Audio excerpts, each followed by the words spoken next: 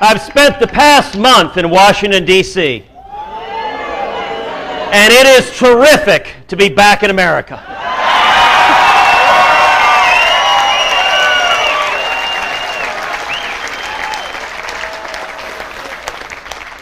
Now, I'm going to do my very, very best to try to speak for less than 21 hours. But you will know that I'm near wrapping up when I bring out and start reading The Cat in the Hat. You know, y'all just had a chance a minute ago to see Heidi and the girls.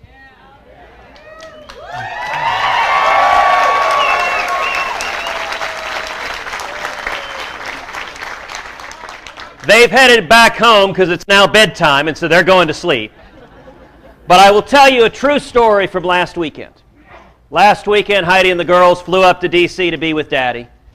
And on Sunday afternoon, we drove out to Mount Vernon to spend a little bit of time with them. And as we're driving, Caroline is 5, Catherine's 2. As we're driving, Caroline turns to Catherine and she says, "Catherine, what do you want to do when you grow up?" And Catherine said, "I want to work in the U.S. Senate. I want to work with Daddy." And Caroline turns to her and says, "Oh, Catherine, that's boring. We're going to be in a rock band." And then Caroline added the kicker. She said, besides, by then, Daddy will be dead anyway. You know, Michael, I kind of wondered if Caroline had been talking with Republican leadership in Washington. If she knew something I didn't know. I know you do.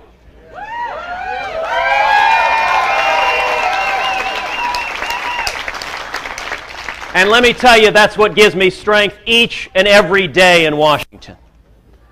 You know, some folks, some of our friends in the media, they say, well, gosh, there are a few people in Washington saying some mean things. Who cares?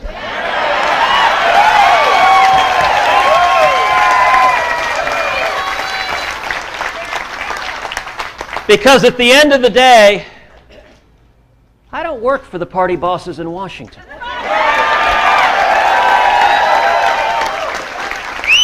I work for each and every one of you.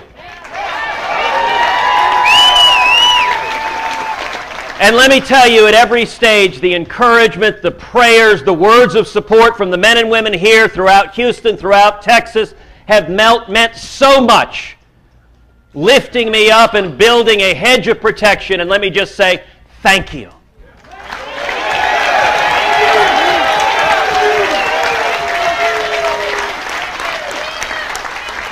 Began by saying, well, gosh, there are a lot of people in Washington unhappy that this Cruz fella is doing all this stuff. What do the people in Texas think? And the New York Times wrote this article where they said, holy cow, people in Texas actually like what this guy's doing.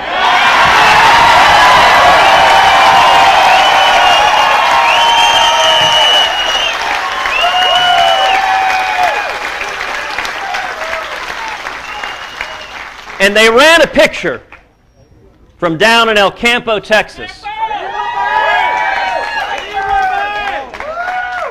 from an individual, Bruce Labai, who took his entire fence and stuck 1,200 styrofoam cups in it that says, "We need more Republicans like Ted Cruz."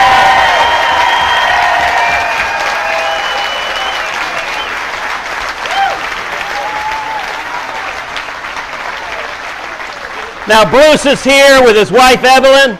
You want to stand and wave?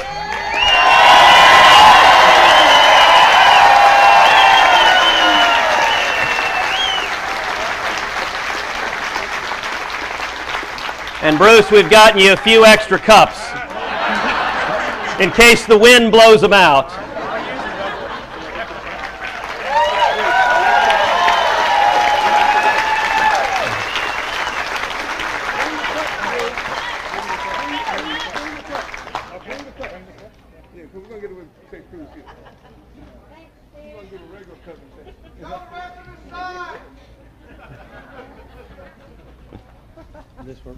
Perfect. Thank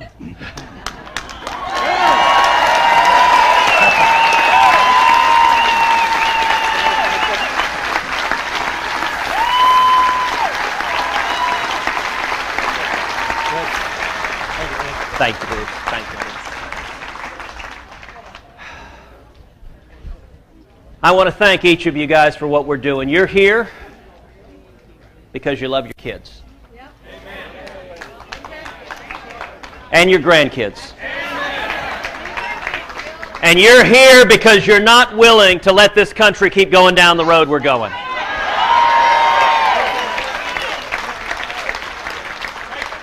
Now, I want to talk to you very, very briefly about what we've accomplished in the last 2 months and where we go from here.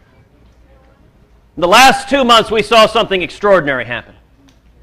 We saw millions of Americans all across this country rise up and say, we want to take our country back.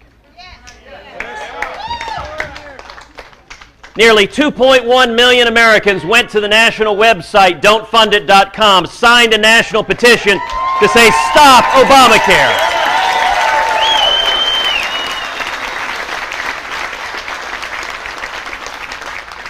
And y'all melted down the phone lines on Capitol Hill. Scared the living daylights out of Washington.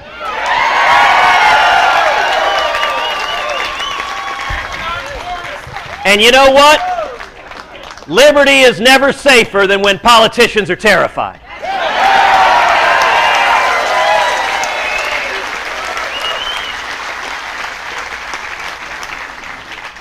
All of official Washington scoffed at the idea that the grassroots could rise up. And that's exactly what y'all did. And then we saw the House of Representatives stand up and lead.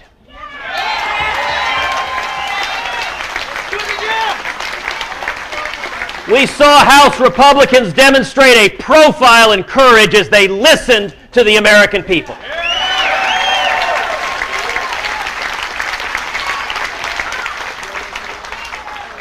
All of official Washington scoffed at the idea that the House would act, and yet the House acted, stood strong, and said, let's fund government, but don't fund Obamacare.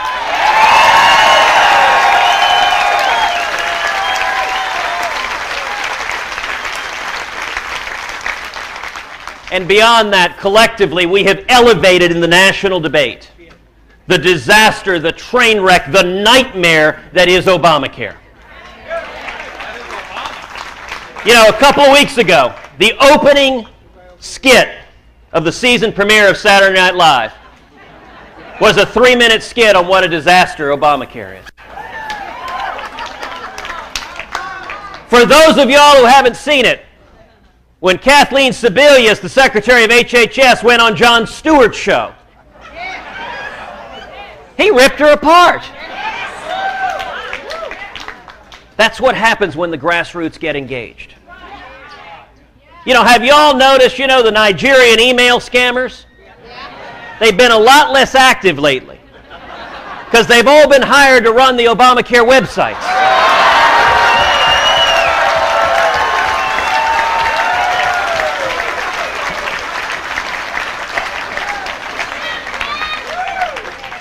And throughout the course of this debate, throughout the last 2 months, have you noticed that Democrats aren't defending Obamacare?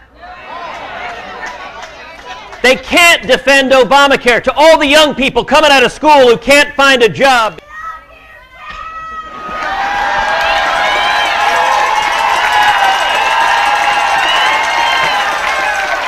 Thank you. But where do we go from here? Where do we go from here? We follow the model we have seen play out over and over and over again. Let me point out, this year, fight after fight in the Senate. Early on, first couple of months, I was proud to stand side by side with Rand Paul and his filibuster on drones.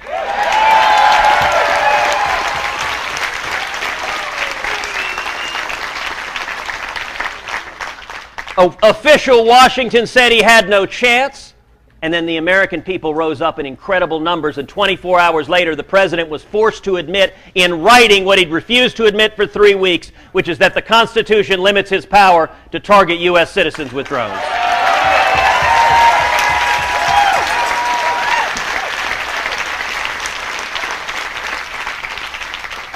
On guns, after the horrible shooting in Newtown, President Obama came out not with targeting violent criminals as he should have, but with instead trying to go after the constitutional rights of law-abiding citizens. Again, official Washington said it was unstoppable. And then the American people spoke out in overwhelming numbers and said, protect our constitutional right to keep and bear arms.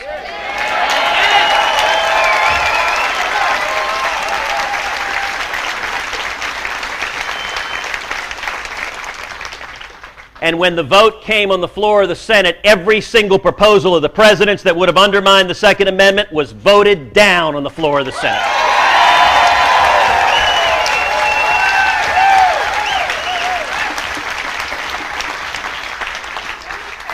On immigration, the president pushed a bill that would grant amnesty and would not secure the borders. He pushed it through the Senate, it went to the House of Representatives, and the American people spoke out overwhelmingly and said, we don't want a solution that leaves our border not being secure, that makes the problem worse.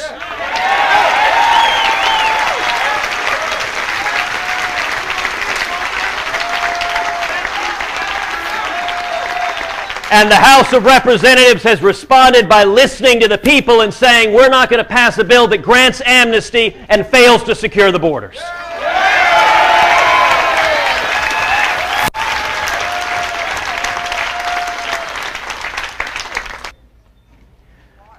People are frustrated because Washington isn't listening. What we've got to do is we've got to tell your stories. We've got to help give you a voice in Washington. Thank you. So I encourage every one of you to go and upload your stories, upload your videos on makedclisten.org, and get your friends, your family, your colleagues to do the same. We're going to tell the stories because the truth is unavoidable.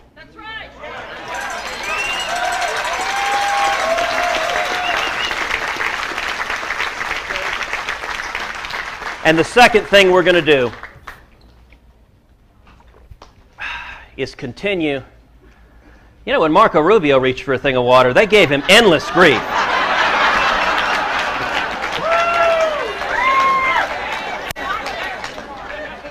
It used to be in Washington, D.C., when they said you had a drinking problem, it meant something different than this. But you're among friends in here in the Tea Party. But the second thing we got to do is we have to continue to energize and to mobilize the grassroots. Right.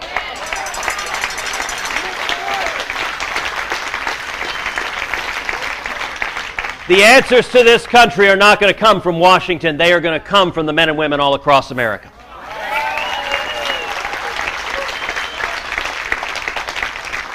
And I want to close by just pointing out what Ronald Reagan reminded us.